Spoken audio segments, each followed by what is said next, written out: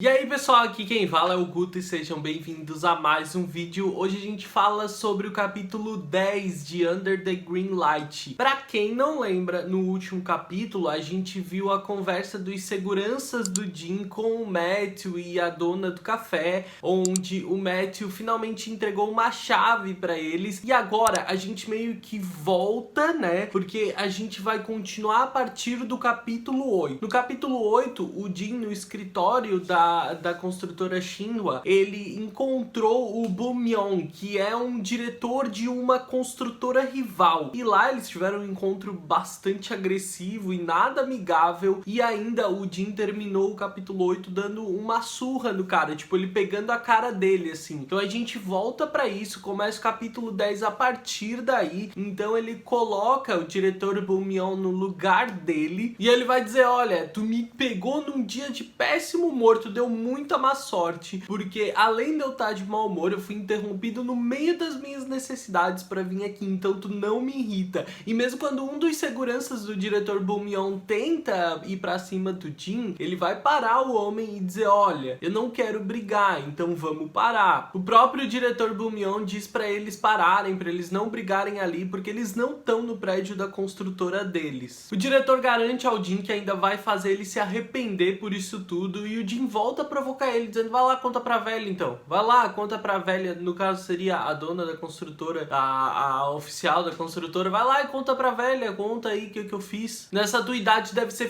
difícil ficar andando por aí e continuar sendo um covarde igual tu. Mas quando o diretor vai embora, ele ainda fica pensativo sobre as provocações, né, que ele escutou quando ele chegou. O diretor Boo Myung dizendo pra ele: olha, parece que a velha te chamou aqui sem te saber nada, né? Pelo jeito ela continua não confiando em ti. No episódio anterior, no capítulo 9, a gente soube, né, entendeu um pouco mais sobre o fato do Jin ter se envolvido em alguma história de traição, sobre ele ter aquela tatuagem nas costas e tudo mais. Então é compreensível que usem essa provocação pra cima dele, mas ele se controla pra não ter que cair sempre nessa mesma provocação. E daí ele entra na sala da presidente da organização, botando a porta abaixo, assim, tipo, ele chega chutando a porta e perguntando por que ela chamou ele ali. Quando ela repreende ele pelo jeito que ele entrou na sala, ela vai dizer: olha, tu me chamou aqui no trabalho, no meio da noite, a última coisa que tu devia fazer era ficar me cobrando boas maneiras, e tu nem sabe o que eu perdi pra eu vir correndo até aqui. Tu devia estar com dó de mim, tu devia ter pena de mim. Ela vai falar pra ele que ele devia estar mais ali na empresa, trabalhar mais do que ficar aí pulando de galho em galho, e ele vai dizer pra ela que, ó, e ele vai dizer pra ela, vai provocar, dizendo: olha, uma velha igual tu, que tá aí com anos e anos criando teia de aranha, não devia ficar se metendo na minha vida sexual, não. E a dona da organização meio que se culpa, dizendo que isso é responsabilidade dela por deixar um drogadinho à frente da organização, que ela mesmo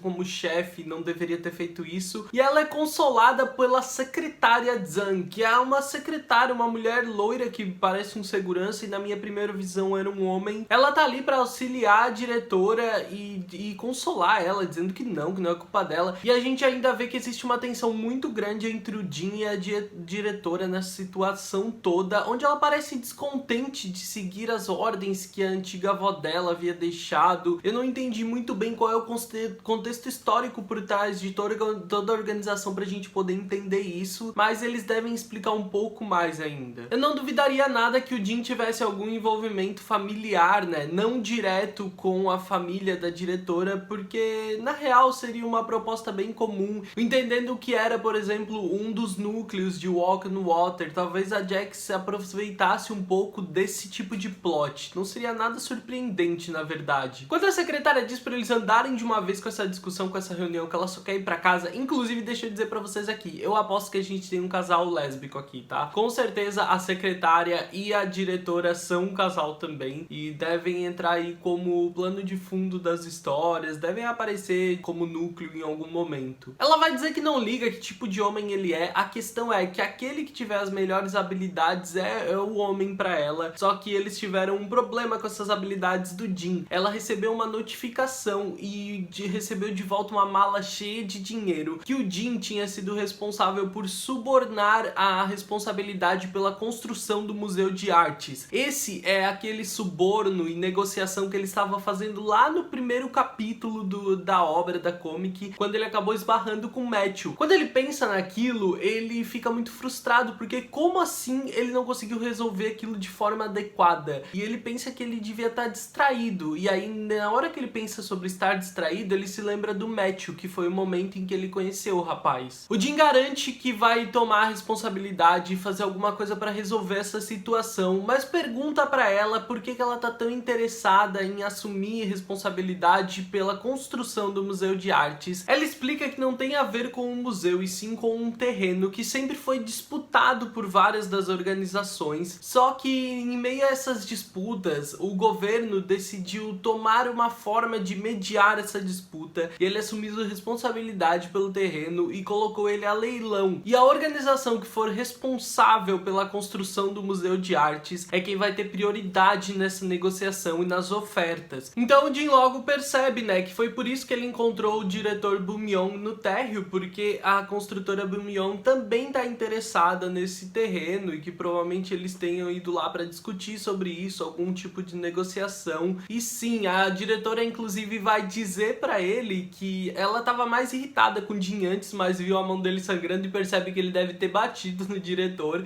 então ela até perdoou ele, mas sim, é justamente essa situação e ela não tá disposta a perder isso para eles depois deles terem traído a construtora Xinhua antigamente. O Jim garante à diretora que eles vão dar um jeito, seja lá como for, seja lá que medida eles tenham que tomar para conseguir o direito a esse terreno antes da construtora Bum-Yeon. Quando ele tá sozinho no carro, ele tá bastante estressado com essa situação toda. Ele fala sobre alguns sintomas que começaram a aparecer novamente. Talvez ele tenha algum tipo de doença crônica, alguma coisa que a gente venha descobrir, mas ele acha que isso é responsabilidade dele ter ido trabalhar numa situação tão estressante em uma hora tão inoportuna, e também o fato dele ter toda essa tensão e desejo sexual acumulado que ele não conseguiu satisfazer e que ele precisa fazer algo para resolver essa situação toda o quanto antes. Mas ele logo é interrompido por um de seguranças dele que foi atrás do diretor o diretor do museu para quem ele tinha subornado e que desistiu da negociação, e eles disseram que não tinha nada lá. Eles se anteciparam e fugiram, e tudo que tinha ficado para trás era um celular com várias discagens para um mesmo número. O Jim ainda pensa, né, que o diretor ele não é corajoso o suficiente para tomar uma atitude como essa de desistir da negociação, e com certeza tem alguém por trás disso tudo. Então ele decide ligar pro número que tá no telefone, e um homem muito elegante que a gente só vê de costas ou de meio corpo, mas tá jogando golfe, e ele tá com seus capangas bajulando ele no fundo. É bem engraçado até porque ele corta um dos capangas dizendo: ah, vai lá buscar a bola pra mim, pra combinar com essa empolgação toda que tu tem aí,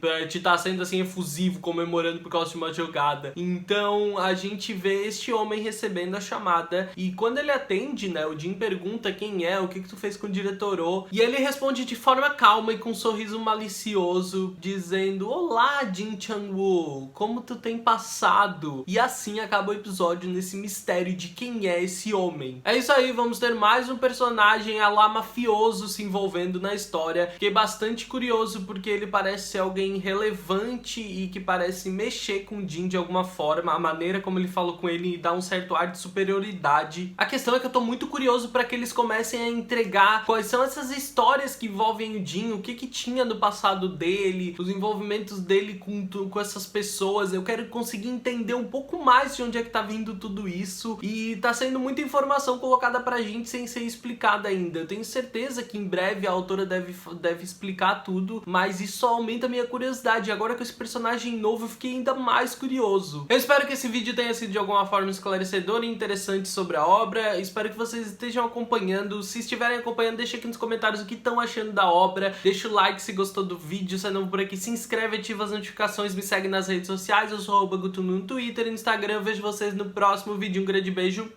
Tchau, tchau.